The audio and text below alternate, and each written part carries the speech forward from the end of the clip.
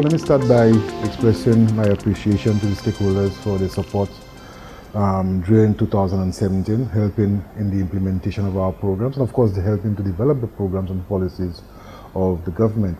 And I'm sure you'd agree that we need to thank the Almighty for sparing us during this hurricane season as a country. And as we all look forward to the new year, I'm sure one would appreciate that we will continue to keep in our minds our neighboring countries, Dominica and of course Barbuda, and continue to support them to recover from the unfortunate situation as they experience the negative impact of climate change. 2017 has been a very challenging year for us, but the records are there to show that we have seen an increase in our agricultural production, and of course the records are also there to show that during 2017 we saw an increase in employment in the agricultural sector, and that has impacted on a reduction in our unemployment in St. Lucia. And it's deliberate. As a government, we believe that the agricultural sector has an important role to play in our economic development, has an important role to play in our social development, and that's why we have implemented a number of programs that would assist our farmers, our fisher folks, our stakeholders to really get involved and create employment and be able to generate the type of revenue that is needed for them to be able to sustain themselves. The Ministry of Agriculture, Fisheries, Physical Planning, Natural Resources and Cooperatives in 2017 gave much attention to the area of value added by strengthening the existing agro-processing facilities on the island. The agro-processing facility at Foaso was refurbished under the BAM project to meet the needs of the sector as well as to give strength to the St. Lucia network of rural women producers operating on the island. During the month of May, a piece of machinery used to process cassava and other local agricultural products was handed to the government of St. Lucia by a representative of the Food and Agriculture Organization, the FAO. The machinery would assist in adding value to the cassava industry in St. Lucia. As part of the strengthening process, 2 individuals were trained in the use and operations of the equipment. The machinery has a capacity to process up to a ton of raw cassava daily, which could be used to produce flour for bread makers as well as to assist farine makers in St. Lucia. Procurement of equipment and machinery under the banana accompanying measures of the European Union Agricultural Transformation Programme continued in 2017. A tractor and accompanying implements intended for use in the agricultural sector were officially handed to the Ministry of Agriculture by a representative of the National Authorizing Office for European-funded projects in St. Lucia. The equipment was introduced to assist farmers in preparing lands to help reduce on the high costs associated with land preparation. No doubt, I think the tractor being procured, or the tractors, because they are only also handheld tractors, and the equipment that you can see all around you, and we have some equipment in the 2 containers, pots and everything, are going to encourage farmers, no doubt, to get involved in the cultivation of a wide variety of crops, particularly vegetables for local consumption and also for the tourism market. So I think this assistance is very timely because the demand for that sort of service is there. Much gratitude was expressed to the European Union on behalf of the farmers of St. Lucia by ministry officials. The authorization to officially hand over the equipment to the Ministry of Agriculture was done by the Permanent Secretary in the Ministry of Agriculture and the National Authorizing Officer in St. Lucia. The project for the management, treatment and prevention of black sigatoka leaf spot disease in St. Lucia came to a close at the end of March 2017. As a result, the project conducted a series of workshops for stakeholders of the banana and plantain subsector, giving them an overview on the status of the disease on island. Feedback from the stakeholders was also encouraged as a means of moving forward, while persons who contributed meaningfully to the project were recognized. The first in the series of workshops was held on March 13 at the Orchid Garden Center in Union and engaged banana and plantain farmers operating in the north of the island. Subsequent consultations were held at different locations on island and involved farmers as well as stakeholders of the agricultural sector. The black sigatoka leaf spot disease was first identified in St. Lucia in 2010, crippling the banana industry and causing reduction in banana exports.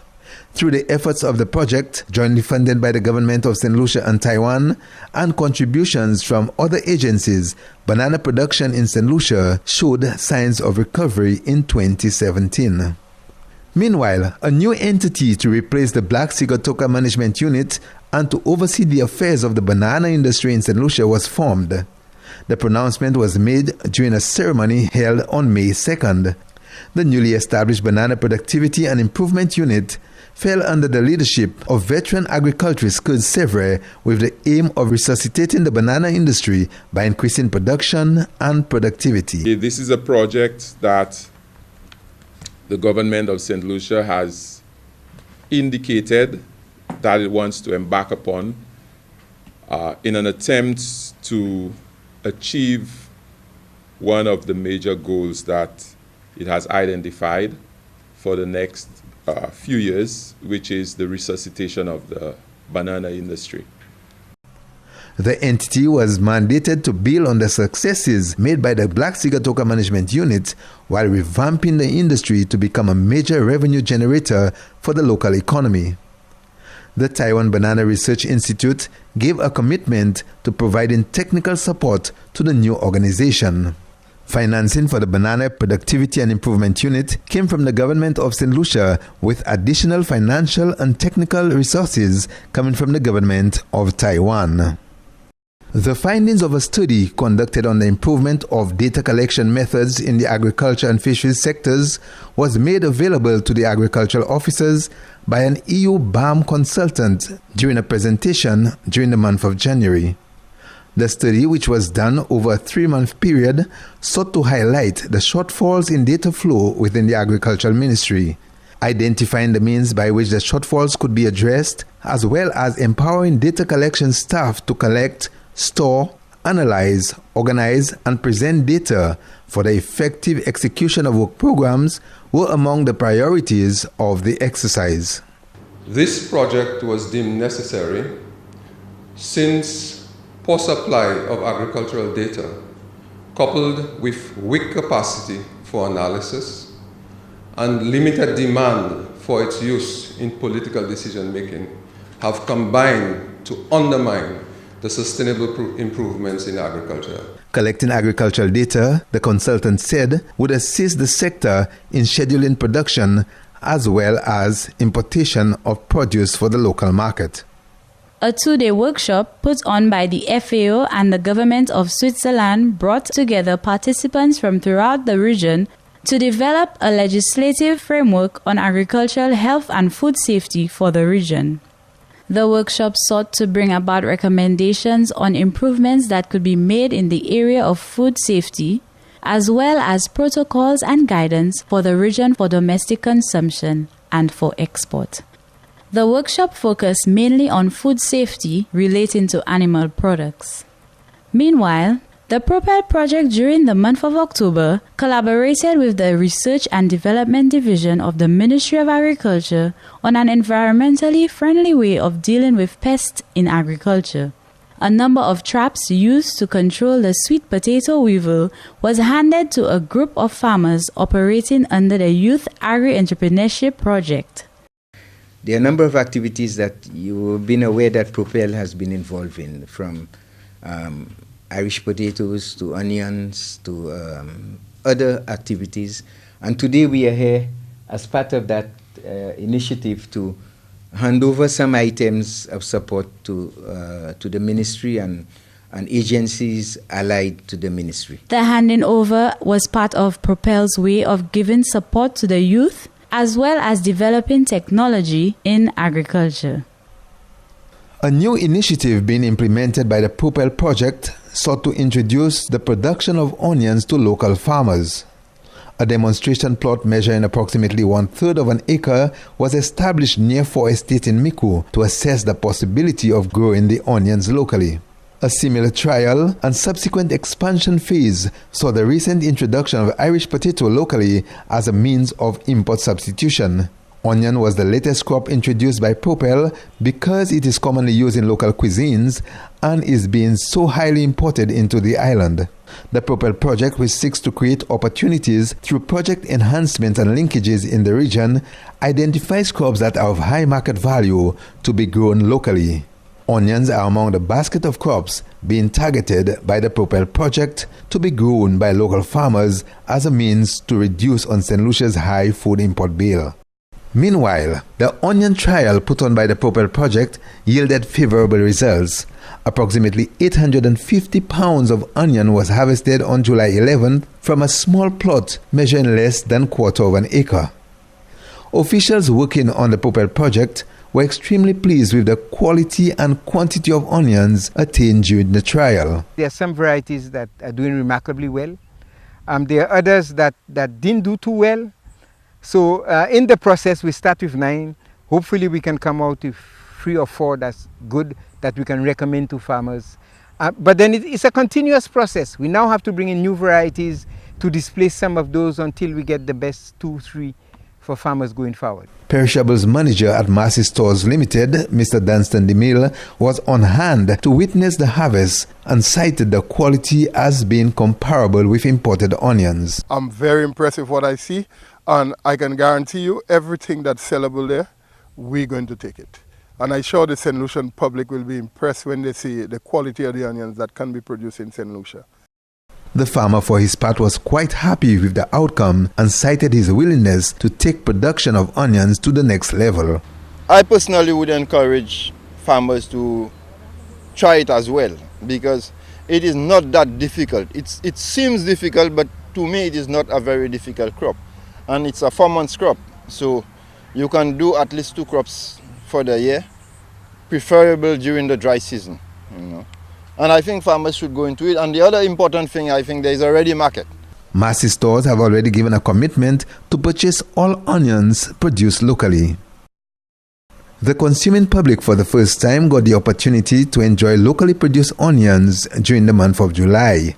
That was as a result of the collaborative efforts between the producers of the product and Massey Stores Limited, the buyer of the crop.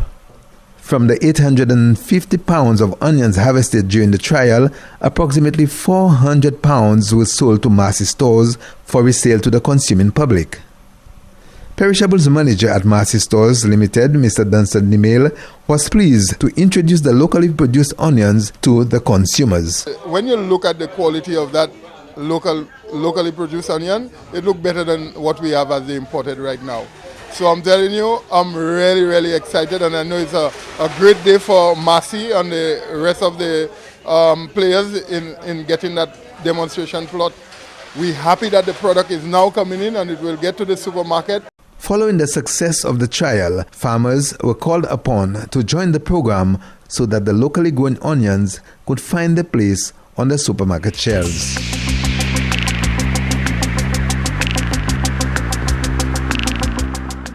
The issue of praedial larceny continued to be a major setback for many of our producers in 2017. As such, the praedial larceny unit, which plays the role of policing the agricultural sector, continued its efforts at sensitizing groups and individuals from within the general public of the unlawful acts and at bringing perpetrators to justice. Up until September 2017, 225 cases of praedial larceny were reported to the praedial larceny unit. 22 individuals were arrested and 50 court cases were held. At the end of the review period, several matters were still under investigation, while some were set aside for future reference. At the close of the period, 7 individuals were remanded at the Bordelais Correctional Facility. The unit also continued its patrols around the island, particularly in the major valleys where most reports were made. Agriculture Minister Honorable Ezekiel Joseph, together with the management team of his ministry, met with staff of the praedial larceny unit in February to discuss the various challenges facing the unit and to iron out a systematic approach to deal with those concerns. It was under the leadership of Honorable Ezekiel Joseph that the praedial larceny unit was launched in 2008 as a pilot project.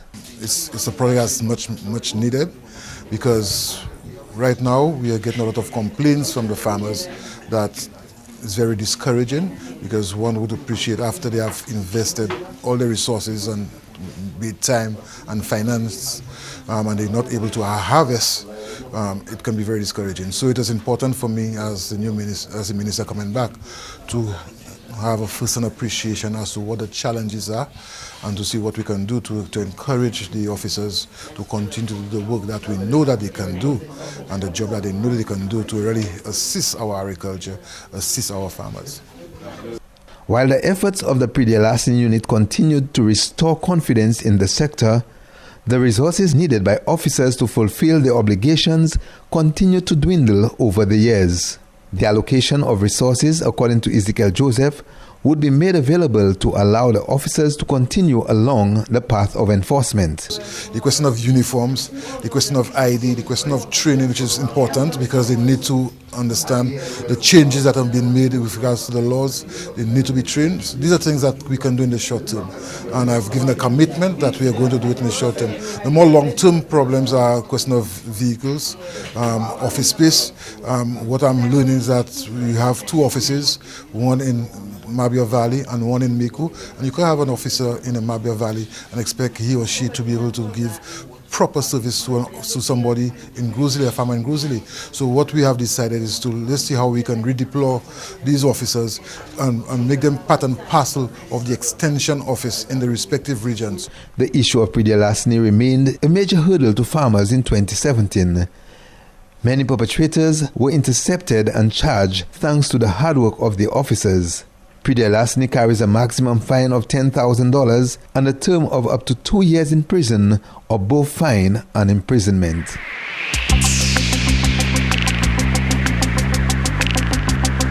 Minister for Agriculture, Honorable Ezekiel Joseph, who is also responsible for the water and sewage company WASCO, met with board members and the management team of the company, as well as representatives of the Water Resources Management Unit during the month of January. The purpose of the meeting was to get a first-hand appreciation of the progress thus far on some major projects being undertaken by WASCO. Of major concern to the minister was the commencement of works in the silt in the John Compton Dam.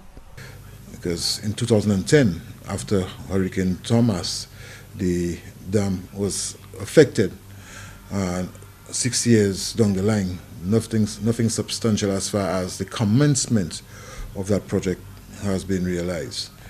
At that meeting, we were told as to the possible options that are available and the costs as far as starting the project. And I'm sure people will be aware that the government need to go to Parliament to guarantee a loan from the Caribbean Development Bank for us to give the financial support to WASCO to start the project. Two other projects that were of high priority during the meeting and were soon to be commissioned were the Dennery North Water Improvement Project and the VA4 North Water Redevelopment Project. Of course, I can say we're well on our way as it pertains to the Richford project. We have identified a contractor. The process started before my time, I must say, but we continue it. We have identified a contractor, but during my time, my Minister of Finance made that financial contribution of $1.something million towards that first phase, and now we are preparing for the second phase. Phase 1 of the Dennery North Water Improvement Project was expected to commence by the end of March 2017, while commencement on the VA4 North project would be announced at a later date. These projects, when completed, would be expected to guarantee vast improvements in the distribution of water in all communities. On April 20th, a delegation of officials from the water and sewage company WASCO, accompanied by a team from the Ministry of Agriculture, headed by the Honorable Ezekiel Joseph, paid a visit to the John Compton Dam in Techime Millet and to the water treatment plant in Cicero. The tour was to give officials an appreciation of the concerns surrounding water distribution to the north of the island. It was also part of the process that would engage stakeholders of the water subsector in consultation, which would allow for efficient and cost-effective distribution of water to the north. The visit today is for us as the leadership, since we have now taken up that responsibility to have an appreciation with meeting with the technical team from WASCO, to have an appreciation as to what the challenges are, and for us tomorrow to sit down and discuss what are the options, and for us to decide definitely what we are going to do as it pertains to the silt of the dam. The effects of climate change have had negative impacts on the dam, resulting in a huge reduction in the storage capacity of the facility. The silt in the dam was foremost among the priorities. However, measures to minimize on the huge amounts of treated water being lost was notable and of urgency. Meanwhile, the groundbreaking ceremony to signal a commencement of works on the Dennery North Water Improvement Project was held on February 17th in the Marbella Valley. The project, which was financed by the governments of Mexico and St. Lucia, was implemented at a cost of approximately $5 million. It was anticipated to bring relief to the residents of Dennery North. This is a significant milestone for all of you. And it's very sad that in the year of 2017 that we would still find ourselves here celebrating and recognizing and putting together projects to be able to connect people to water. And unfortunately, we still have some communities in St. Lucia that are still suffering under this. And it just goes to show you that you've seen from both parties that this is not something that anybody would want somebody to be deprived of. But I think it's very reflective of the huge demands that we have as a country and the ability to find the resources to be able to deliver on all those demands. The project was part of an ongoing effort of the government to ensure that every household received the basic necessities of life, which include a consistent supply of safe potable water. The project was set to be implemented in 2 phases. The first would have provided nearly 500,000 gallons of water daily to residents in the first instance, and then increase the capacity to approximately 1.4 million imperial gallons daily by the end of the second phase. Completion of phase 1 of the project was set for December 2017. The Honorable Ezekiel Joseph, together with a management team from his ministry, conducted a number of familiarization visits in 2017 to the various agricultural communities on island.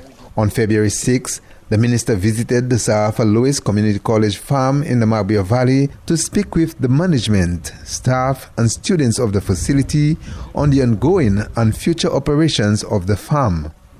The minister was particularly concerned about the interest of the youngsters in the field of agriculture as a means of ensuring the sustainability of the sector.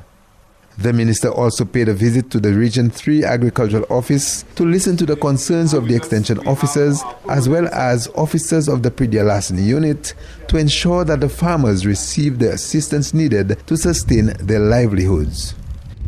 Meanwhile, on 25th May, the Agriculture Minister, Ezekiel Joseph, toured Maki Estate in Babono in an effort of identifying lands that have been abandoned and could be brought back into productive use. We have a lot of land in Maki that is still idle, and the government, based on our policies from this financial year moving on, is to see how we can bring a lot of these lands back into production. I'm sure you're aware that when we started the Youth in Agriculture program, we were looking at it from 2 angles. One, to look at the areas where government have ideal agricultural land and to engage young persons to get involved in agriculture. And the second option was to identify where we have ideal agricultural lands belong to private entities. And these individuals are no longer interested in being involved in agriculture. So we could have encouraged them to list the lands to young persons who are interested in agriculture. The focus was on government lands that were idled as well as privately owned agricultural lands that were not in use. The lands were to be used to strengthen the government's policies at resuscitating the banana industry as well as to support the Youth in Agriculture program of the agriculture sector. On Thursday, 19 January, Agriculture Minister Honorable Ezekiel Joseph, together with the management team of his ministry, led a tour in the south of the island to observe firsthand the level of activities taking place at some of the agricultural facilities in the south. The outcome from the tour was expected to assist the ministry in charting the way forward for the agricultural sector. The first visit was to the Bosejo Agricultural Station in Vieux-Fort, where developments taking place within the livestock subsector were observed. At Bosejo, the minister took the opportunity to address personnel working within the livestock subsector. The delegation then toured the meat processing facility to observe the advancements made and to help make a decision on the future of the project. They then toured the Black Bay Small Farmers Association to learn of the operations taking place within the marketing department.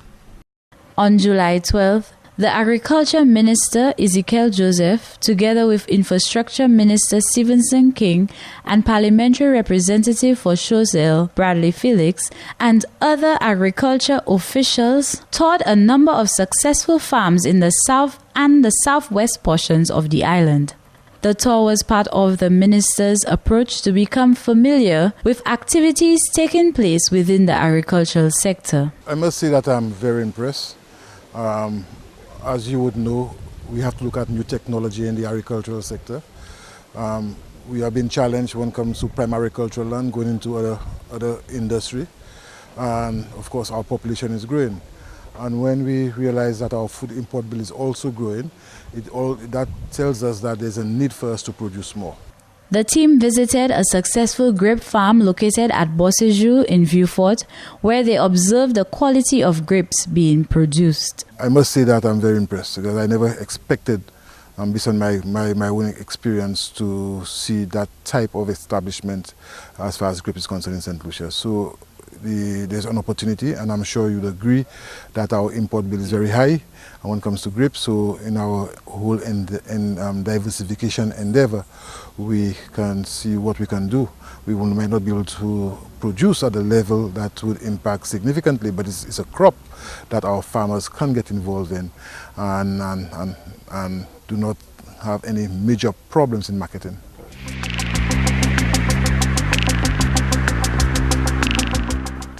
Ahead of the impending Desert Star Holding project set to get underway in the south of the island, the agricultural sector has begun looking at lands for the possible relocation of the Bosejo Livestock Station. A team of agriculture officials headed by Agriculture Minister Honorable Ezekiel Joseph and Physical Planning Minister Honorable Jimmy Henry explored a number of possible sites around the Miku area where the livestock station could be relocated if the need arises. What's happening with DSH, we have to relocate the Bosejo station. We have identified a piece of land in Miku where we're going to relocate Bosejo, because we also say that Bosejo is important.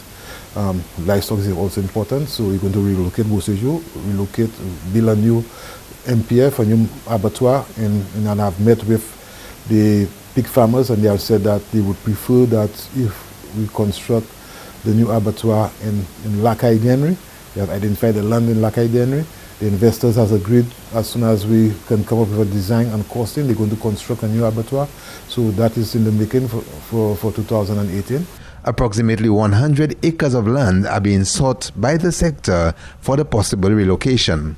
The Aquaculture project, which was established at the Union Agriculture Station by the Taiwan Technical Mission and the local agricultural sector, was officially handed over to the government and people of St. Lucia by the Taiwanese Embassy on March 23rd.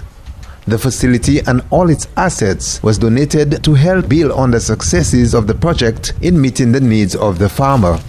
Minister for Agriculture Honorable Ezekiel Joseph, who received the facility on behalf of St. Lucia, welcomed the handing over, citing that it has impacted positively on the aquaculture industry and the agricultural sector on a whole.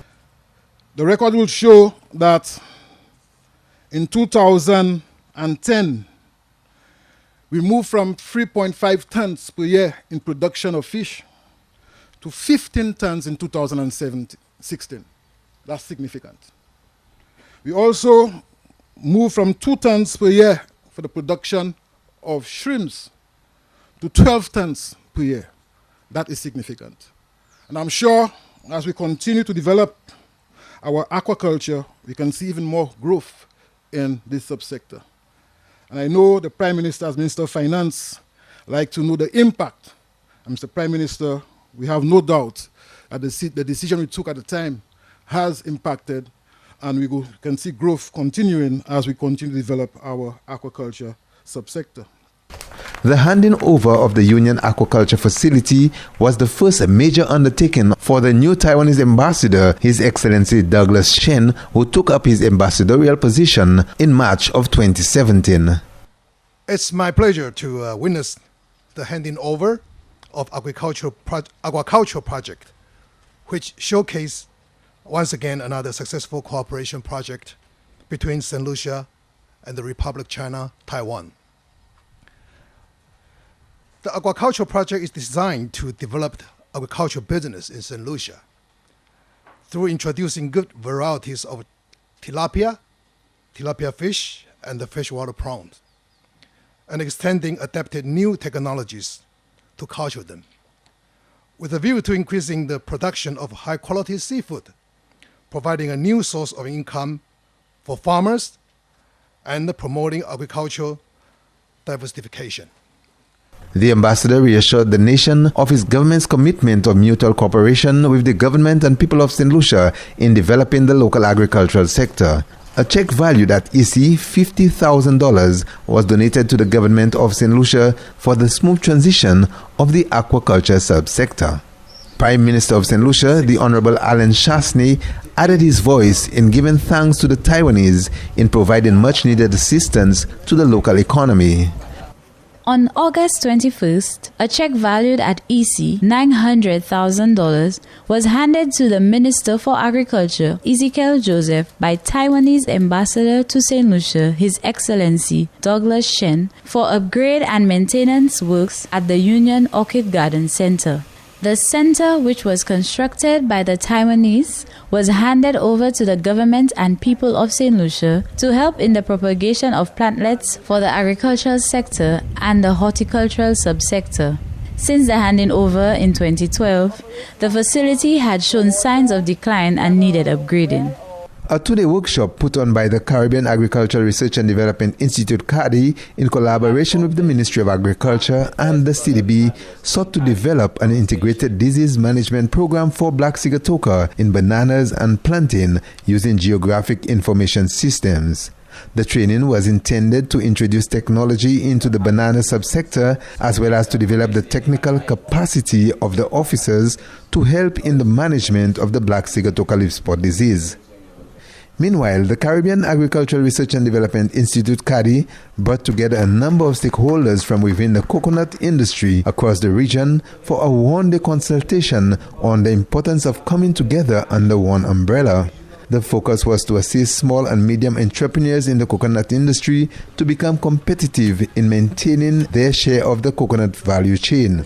The workshop sought also to explore the possibilities of engaging regional governments in a collaborative effort that would see investments across borders for the benefit of the industry.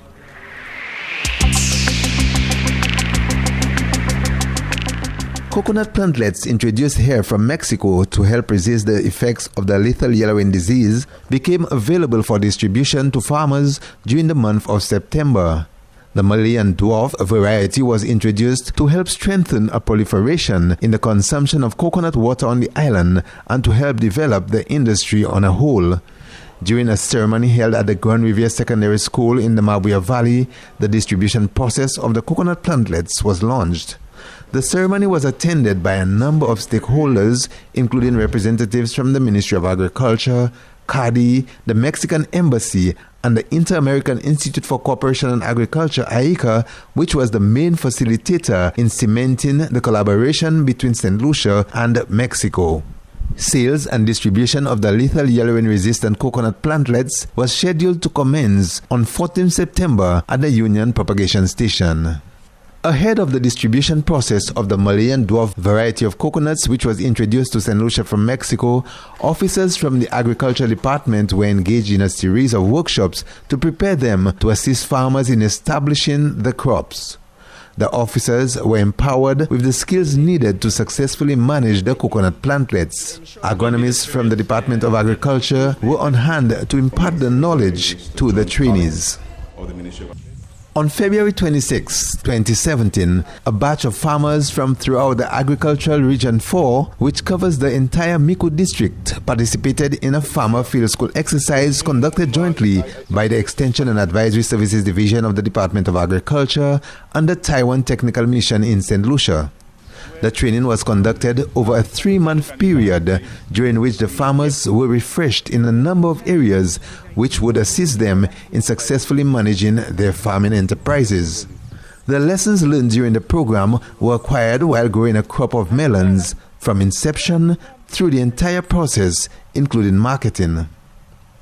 The process of growing the crop economically and viably was imparted to the participants during the training. On September 15th, a closing ceremony for the training was held at the Angers Agricultural Center, during which certificates were handed to each of the participants who completed the program. The graduates were quite pleased to have acquired the new skill sets, which would be used to improve on their production. A suggestion to get the program accredited by a recognized academic institution locally or regionally was put forward by one of the participants during the closing ceremony. The agricultural sector in 2017 continued efforts to mobilize farmers at becoming agribusinessmen and women. As such, an additional 179 farmers from throughout the island became certified entrepreneurs following weeks of intensive training in various aspects of agribusiness development. Agri-entrepreneurs from Regions 1 and 2 completed the program in August, from which 76 participants graduated. Region 3 completed their training during the month of September, from which 36 individuals graduated as certified agri-entrepreneurs. The certification exercise continued in Region 4, where an additional 67 individuals became certified. The certification exercise is an initiative of the Agri-Enterprise Development Unit and the Extension and Advisory Services Division, which seeks to develop the capacity of our farmers to become competitive in the world of business. A consultancy to review the possibility of upgrading the farmer registration program was financed by the Inter-American Institute for Cooperation on Agriculture, ICA. The upgrade included an improved identification card which allowed for the classification of farmers. A special ID machine was made available to the Agri-Enterprise Development Unit by the Propel project. We're presenting the annual report for 2016. As is customary, the Inter-American Institute for Cooperation on Agriculture, ICA, on May 17, presented to stakeholders of the agricultural sector its work program of activities for the fiscal period, which ended in 2017. The accountability seminar was held at the Orchid Garden Center at Union. Mr. John King, ICA's representative to the Eastern Caribbean, outlined the main focus of his organization for the period in question. This report reflects on the work of the ICA delegation in St. Lucia and its contribution to the agriculture sector by evaluating against set objectives and by demonstrating ICA commitment to reporting as mandated to our major stakeholders. The agriculture sector in St. Lucia remains strategically important to the economic stability by providing self-employment as a sustainable livelihood and by extension providing positive impact on the food import bill. The organization's most recent accountability seminar invited participation from partner agencies such as CARI and the Ministry of Agriculture, which assisted in implementing ICA's program of activities. The latest focus of ICA was to ensure linkages between farmers and the business sector while working with the policymakers to create the enabling environment.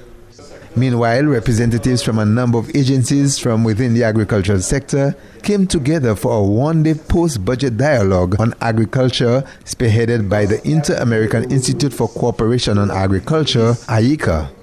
The aim of the consultation was to invite suggestions from partnering agencies from throughout the sector to be included in the policy of the government for the period ahead. Discussions coming from stakeholders included innovation in agriculture, land use policy, environmental protection and chemical use, food and nutrition security, financing and marketing, and an integrated approach to agriculture, among others. Agriculture Minister Ezekiel Joseph welcomed the initiative in helping to direct the policies of the sector. Concerns surrounding the contribution of the St. Lucia Fish Marketing Corporation and the St. Lucia Marketing Board were expressed by the Honorable Alan Chasney during the 2017-2018 budget address to the nation. With much speculation on the future of these two entities, Agriculture Minister Honorable Ezekiel Joseph reiterated the importance of marketing to the agricultural sector and the intention of his government as far as the future of these two institutions were concerned.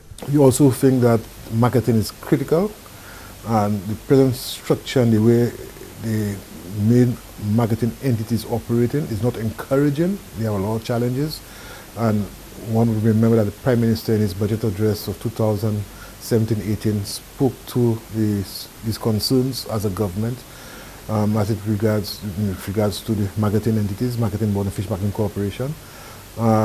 We have since examined the situation, we have evaluated the situation, we have now met with all the stakeholders and speak with them and get from them what their thinking is as far as the restructuring these entities are concerned. And we're in the process now of finalizing a program, finalizing some policies, some decisions as to how we believe we can restructure these entities. A reduction in St. Lucia's high food import bill demanded further development of the agricultural sector, and in order to do so, Ezekiel believed that proper marketing institutions should be in place. The agricultural sector during the month of March participated in St. Lucia's second Caribbean Specialty Expo, which was held at the Darren Summy Cricket Ground in Bossage, Grosley. The expo was held in commemoration of St. Lucia's 38th independence celebration.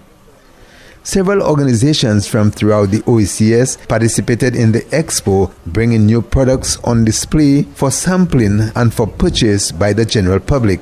This is an opportunity for us to expose exactly what is happening at the Fonso agro-processing plant. While we may not necessarily at this moment be ready for export, however, there's the potential that whatever we're doing at the Fonso processing plant can be ready for export in the next couple of years. So we're here trying to show the world, or St. Lucia, what is it we have to offer and the export potential. The expo was part of a collaboration of public-private sector partnership put on by the Trade Export Promotion Agency TIPA to strengthen the competitiveness of OECS products. The Veterinary and Livestock Services Division of the Ministry of Agriculture during the month of March conducted a 5-day training workshop in artificial insemination at the Bossage Livestock Station in Vieux-Fort. The purpose of the workshop was to better equip livestock personnel with the skills needed to conduct artificial insemination on pigs and small ruminants. In order for us to maximize on the performance of livestock, we have decided to introduce technology. So we've hired, through the IPSA project, of course, that is India, Brazil, South Africa, who has funded a livestock development program. And it is being the administration office would be that of the FAO. A consultant was hired from Jamaica, Dr. Young, who is here with us this week, and also her assistant, Mr. Markey, who is here with us this week to administer these trainings to our farmers and also our livestock extension officers. The workshop was part of the diversification thrust of the agricultural sector, which sought to develop the livestock industry through the use of technology. Participants were practically engaged in the breeding of animals by artificially inseminating the semen into the animals. Pig AI is a lot simpler than what we did with small ruminants, so we didn't think that we needed more than a day for that, really. And we actually got a lot of farmers involved on the day, and they were able to AI and participate in the practical part of it, where they were able to AI animals also and see how simple it was. So the other 4 days now, we're basically focusing on small ruminant production and small ruminant reproduction and AI services for small ruminants. And when we say small ruminants, we're considering sheep and goats together. The objective of the program was to strengthen the bloodlines of the local animals while at the same time launching a breeding program for St. Lucia. The program was sponsored by the India, Brazil and South Africa Trust Fund and implemented by the Food and Agriculture Organization, the FAO. Meanwhile, small ruminant producers from throughout the island upgraded their skill sets in rearing their animals following weeks of training in better animal husbandry practices. 30 farmers, 15 from the north and 15 from the south of St. Lucia, participated in a farmer field school exercise which began in January 2017 and ended in June of the same year. The 6-month training was part of an effort to transition the livestock industry under an India, Brazil and South Africa funded project being implemented by the Food and Agriculture Organization, the FAO. A graduation ceremony to award the participants was held at the MPF building in Bossiju on August 24. Farmers from throughout Region 8 were trained to improve on the quality of locally produced agricultural commodities for the market after being exposed to techniques in post-harvest handling. A one-day workshop organized by the Ministry of Agriculture in collaboration with the Food and Agriculture Organization brought the farmers together to review the practices during and after the harvesting of produce. The post-harvest handling techniques were presented as an essential aspect of maintaining quality, just like the good agricultural practices provided during the production phase of the crop. It determines the final quality of product that reaches the consumer. The workshop was held at the conference room of the Veterinary and Livestock Services Division of the Ministry of Agriculture, Fisheries, Physical Planning, Natural Resources and Cooperatives during the month of June. Pineapple farmers from throughout Region 7 upgraded their skills in preparing their crop for a timely harvest. The one-day workshop, which was held at the old Windband building in Roseau, was conducted jointly by the Extension and Advisory Services Division and the Taiwan Technical Mission in St. Lucia.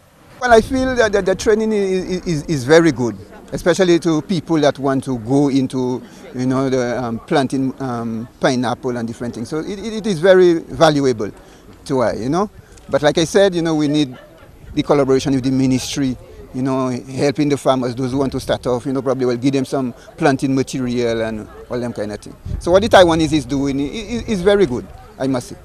The Taiwan Technical Mission has been working closely with the agricultural sector to assist farmers across the island to improve on their production techniques. The Extension and Advisory Services Division of the Department of Agriculture was the recipient of a number of tablets handed to the ministry by St. Lucia's ambassador to Taiwan, His Excellency Hubert Emmanuel. The equipment was intended for use by the extension officers to collect data for the purpose of monitoring production on the ground. 8 fully functional tablets were donated to the ministry as a means of introducing technology to the sector. The technology was intended to expedite communication from the field to the data entry section of the ministry for decision making. The tablets were donated by some corporate entities in Taiwan. On October 16, St. Lucia joined the rest of the world in observing World Food Day, a day set aside by the United Nations General Assembly to raise awareness to the issues behind poverty and hunger and to remember the millions around the world who are malnourished and die of starvation. The theme for World Food Day 2017 was Changing the Future of Migration, Invest in Food Security and Rural Development. In response to the many challenges faced by the sector emanating from food insecurity, the Ministry of Agriculture, Fisheries, Physical Planning, Natural Resources and Cooperatives teamed up with Baron Foods and CPG on October 15 in hosting the St. Lucia Pork Festival, which was held at the VG Plain Field in Castries. The day began with a praise and worship session and was followed by an official opening ceremony in observance of World Food Day on the grounds of the playing field. Activities continued with a grand exhibition by the various divisions of the Ministry of Agriculture, as well as stakeholders from the sector, and with the display and sale of local agro products. The highlight of the day was the Pork Festival, coupled with musical entertainment and other side attractions, which brought together a huge crowd. So much positive energy and warm. St. Lucia joined the rest of the world in observing World Forest Day, which is held on March 22nd each year. The theme for this year's World Forest Day was Forest and Energy. Among the many activities put on by the Forestry Department was a public exhibition of products, tools, live plants and animals, and photographs depicting the work of the Forestry Department. The purpose of the exhibition, which was held in VA4, was to instill within the public a sense of appreciation for the forest, which is home to much wildlife, as well as it being a friendly ecosystem which creates livelihoods to many individuals. The exhibition was open to the general public and invited participation from schools in the south of the island. A two-day conference of stakeholders operating within the fisheries subsector from throughout the Caribbean region was held in St. Lucia during the month of November at the Bay Gardens Hotel. The conference sought to develop and implement a co-management approach between governments of the region and the users of the resource, as well as fisher organizations within the fisheries subsector. We look forward to strengthening the bond of friendship and cooperation between Japan and CARICOM, and working together in future to ensure the sustainable development and responsible use of our coastal and ocean resources, and indeed the growth and development of our countries. The conference was organized by the CRFM and included regional and international partners working towards the sustainable development and management of the marine resources. The conference invited chief fisheries officers, directors, and other stakeholders working in the subsector. I want to close the way I started to say, to express our appreciation on behalf of the ministry and by extension on behalf of the government to all persons who have helped us during the year to really help develop our programs and help implement our programs. I want to express personally to the staff members of the Ministry of Agriculture and the other departments, agriculture, fisheries, natural resources, physical planning and cooperative, the support that they have given, the commitments as far as going out there and get the work done. That's important, and interacting with our stakeholders. I'm really looking forward to 2018. I'm hoping that we can experience again another good year for 2007 as far as no negative impact of any storms, and we shall see the benefit, because based on what we are seeing right now, we drive around, you can see our banana fields are looking very healthy. I want to really compliment the staff members at the banana project. I want to compliment the farmers who have taken the bold step in wanting to come back into the industry. I want to express my appreciation to Windfresh. That's important because they are the marketing arm to be support, and to really encourage our banana farmers. And if we can really meet our targets, let's say next year, for 40,000 tons for at least next year, because we're looking at 60,000 tons over the 4 years of the project, we would have seen some positive impact as far as agriculture is concerned. So I want to express my appreciation. I'm very optimistic that if we can continue to get the support that we have been getting, we'll be in a position to accomplish what we have set ourselves. So I want to thank everyone once again.